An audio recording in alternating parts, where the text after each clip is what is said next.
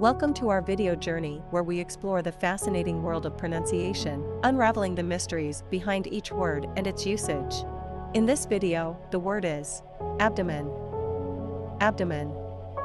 Abdomen. Abdomen is a noun that refers to the part of the body that contains the stomach, intestines, liver, spleen, and other internal organs. It's the area between the chest, thorax, and the pelvis.